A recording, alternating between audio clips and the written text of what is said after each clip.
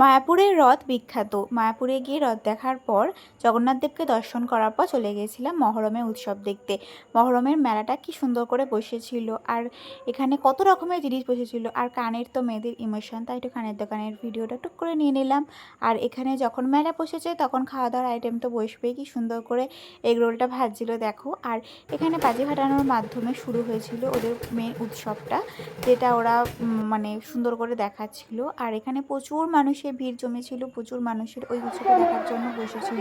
আর এখানে বিভিন্ন রকমের পারফরমেন্স করছিল ওরা, যে পারফরমেন্সগুলো সত্যিই নজর কেড়েছে। এতটা সুন্দর করে রিয়েলিস্টিকভাবে সবটা করেছে। কীভাবে দেশের নাগরিকরা আমাদের ভারতের জন্য প্রাণ দিয়েছে, কীভাবে দেশ স্বাধীন হয়েছে, সেগুলোই এই মানে পারফরমেন্সের মাধ্যমে দেখানোর চেষ্টা করছিল। আর ভিডিওটা আমি তোমাদের জন্য করে রেখেছি, দেখো কতটাই রিয়েলিস্টিক লাগছে, যে মানে সত্যি পারফরমেন্সটা দারুণ করেছিল। তারপরে এখানে ওদের লাঠি খেলা শুরু হয়েছিল, যেটা ওদের মেন আকর্ষণ। আর লাঠি খেলার মাধ্যমে ওরা কী সুন্দর নাচ করছিল আর লাঠি খেলছিল। আর তারপরে লাঠি খেলার পর করেছিল ওরা আগুন নিয়ে খেলা। তারপরে এখানে ওরা তরোয়াল কাস্তে এসব নিয়ে একটু খেলা দেখাচ্ছিল। আর এখানে এসবের পর একটু পারফরমেন্স করেছিল।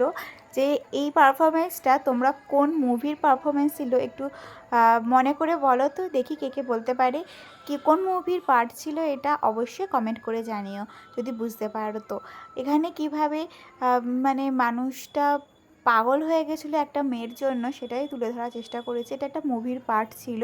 আর